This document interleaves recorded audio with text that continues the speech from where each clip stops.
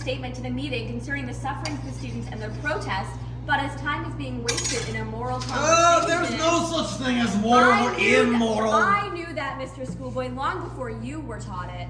And I maintain that you are a child come from Petersburg to enlighten us all. Are we ever to have an end to this? Gentlemen, if anyone wishes to say anything more nearly connected with our business, or has any statement to make, I call upon him to do so without wasting time. I'll venture to ask one question.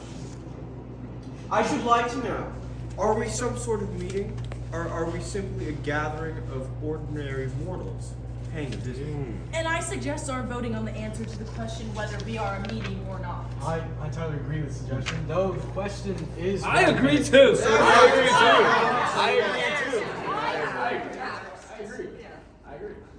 I too think it would make our proceedings more in order. To the vote then. Eliamshin, please sit down to the piano. You can give your vote for me. Again? I've strummed enough for you. I beg you, most particularly, sit down and play. Don't you care to do anything for the cause? But I assure you, Madam Virginsky, nobody is eavesdropping. It's only your fancy. Besides, the windows are high, and people would not understand if they did hear.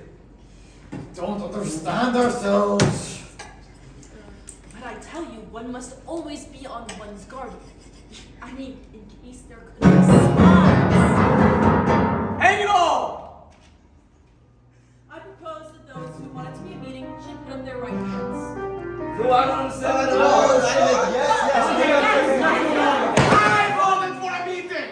Then why didn't you hold up your hand? I was looking at you. You didn't hold up yours, so I didn't hold up mine. How stupid! I didn't hold up my hand because I proposed it. Gentlemen, now I propose the contrary. Those who want a meeting, sit still and do nothing. Those who don't, hold up their right hand. Those who don't want it? Are you doing it on purpose? No, excuse me. Those who want it, or those who don't want it? One must know that, definitely. Those who don't want it. Those who don't want it. Yes, but what is one to do? Hold up one's hand or not hold it up if one doesn't want You're it? not accustomed to constitutional methods yet. Mr. Liamshin, excuse me, but you are thumping so that no one can hear anything. But upon my word, Madam Virginsky, nobody is listening, really. I won't play. I've come to you as a visitor, not as a drummer. Gentlemen, answer verbally. Are we meeting or not? We are! If so, there's no need to vote. That's enough. Are you satisfied, gentlemen? Yes. Is there any need to put it to the vote? No need, you understand. Well, perhaps someone doesn't. No, we all want it. But what does meeting mean?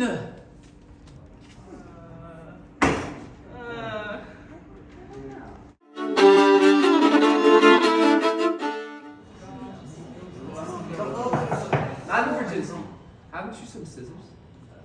What do you want scissors for? I need to cut my nails. I've been meaning to for 3 days. Oh, I believe I saw them over by the window.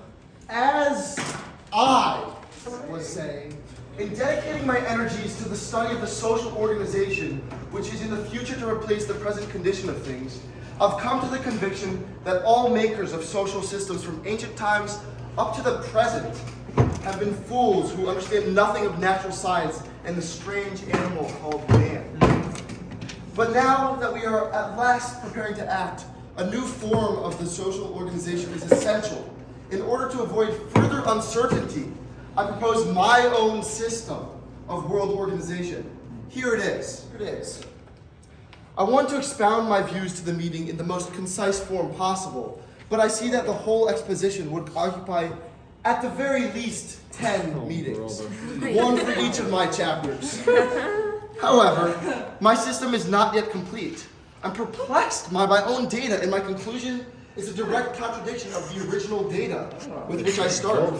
Starting from unlimited freedom, I arrived at unlimited despotism. I read, however, that there can be no solution of the social problem but mine. Is he mad or what? No, that's not right, gentlemen. Mr. Shigalov is too much devoted to his task, and also, he's too modest. I know his book. He suggests as a final solution of the question, the division of mankind into two unequal parts, The 1/10 enjoys absolute liberty and unbounded power over the other 9/10. The others have to give up all individuality and become, so to speak, a herd. Boundless submission. And one may not agree with some of the deductions, but it would be difficult to doubt the intelligence and knowledge of its author. Can you be in earnest? To work for aristocrats and to obey them as if they were gods is contemptible. What I propose is not contemptible. It is paradise, an earthly paradise, and there can be no other on earth. For my part, if I didn't know what to do with 9/10 of mankind, I'd take them. And I'd blow them up into the air instead of putting them in paradise. No one but a buffoon can talk like that. He is a buffoon. No, But he is of use. impossibly that would be the best solution to the problem, my friend. You certainly don't know what a profound thing you've succeeded in saying. But as it's hardly possible to carry out your idea, we must confine ourselves to an earthly paradise, since that's what they call it. This is pretty thorough rot. Why is it rot? Mr. Shigalov is somewhat fanatical in his love for humanity. I assure you that when one reads his book, it is almost impossible to not agree with some things. I knew I was in for something. We're more likely to arrive at something by talking anyway, than by sitting silently posing as dictators. Well, but I haven't come here for discussion. It's a pity. It's a great pity that you haven't come for discussion. And it's a great pity that you were so taken up just now with your toilette. What's my toilet to you? No, not your toilet, your toilette, your appearance, your nails. To remove 100 heads is as difficult as to transform the world by propaganda. Possibly more difficult, especially in Russia. It's Russia, you rest their hopes on. But by the rapid method of cutting off 100 million heads, what benefit shall I get personally? Excuse me? If you began advocating that, your tongue might get cut out. Yours certainly will be. You see, and as under the most favorable circumstances, you would not get through such a massacre in less than 50, or at best, 30 years. For they are not sheep, you know, and perhaps they would not let themselves be slaughtered. It's a new religion, my good friend, coming to take place of the old one. No, perhaps I am not going to give up the common cause. You must understand that. What? Would you join the group of 5 if I proposed it to you? What?